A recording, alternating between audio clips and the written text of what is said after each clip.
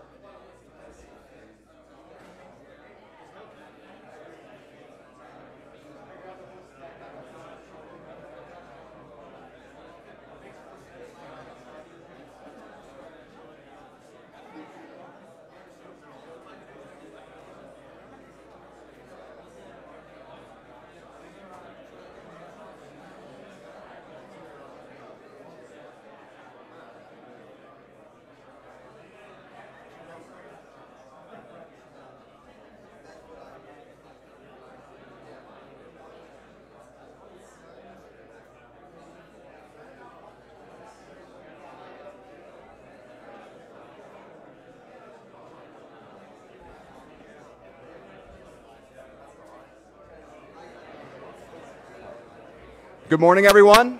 It's 9 o'clock now, so if we settle down, I'd like to introduce Dr. Joseph Salerno.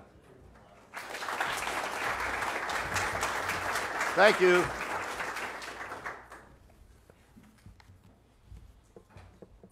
I want to make one announcement. Please do not indulge in alcohol or smoking at the dorms. We were warned last year that we'll be kicked out if that happens. So certainly at the Mises Institute, you're free to smoke, and if you're of age, you can consume alcohol here, but not at the dorms. Okay, so we would appreciate that. Thank you. Okay, let me start with the birth of the Austrian school. That's my topic. The founding of the Austrian school was one of the greatest intellectual achievements in human history, and it was all undertaken by one man, Karl Menger. Karl Menger is the founder of the Austrian School of Economics. In fact, at some point, Ludwig von Mises said that until 1881, when Menger began to find some students, there was no Austrian school. There was only Karl Menger. So he was the one who founded it. It was something new under the sun, as we'll see.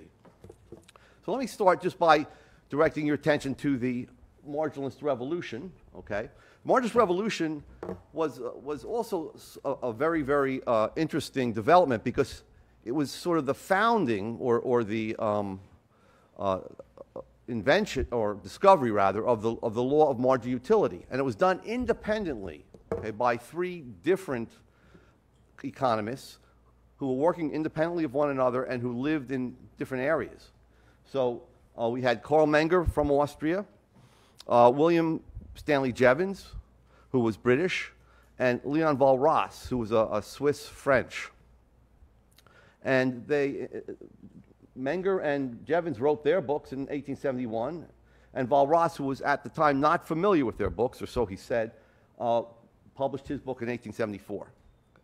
Now, Walras and Jevons were mathematical economists. They conceptualized marginal utility, and utility is simply another word for satisfaction.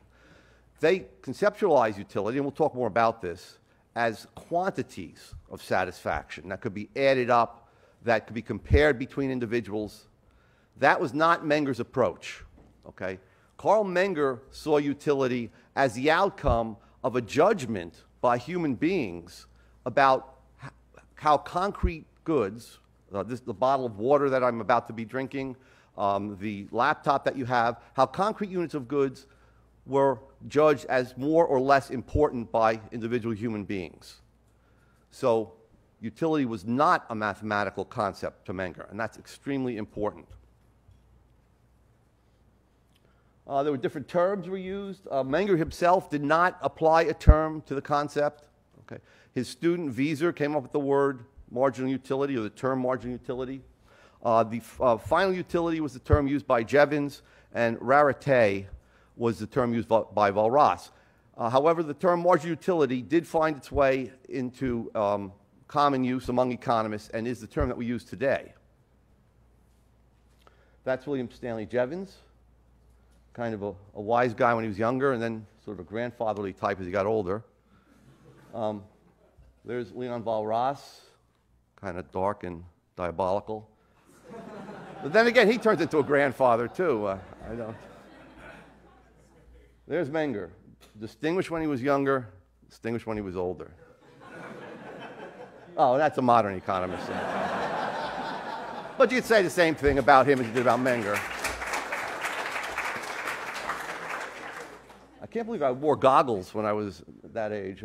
But that was the style. Trust me on that. Okay. Okay, so the great historians of thought have gushed about Menger's, and rightly so, about his achievement. Okay, so we had Joseph Schumpeter saying that Menger was no one's pupil and what he created stands. Menger's theory of value, price, and distribution is the best we have up to now, 1926. And just so you know, Schumpeter was, even though he was an Austrian, he was more a follower of Walras, but he still gave testimony to how great Menger was. Ludwig von Mises, who was 2 generations after Carl Menger in the Austrian school, wrote what is known as the Austrian School of Economics, started in 1871, when Carl Menger published a slender volume, okay, and it was called Principles of Economics. Until the end of the 70s, as I said before, there was no Austrian school, there was only Carl Menger. And finally, Mises's student, Hayek, wrote that the Austrian school's fundamental ideas belong fully and wholly to Carl Menger. Okay, so Menger was the founder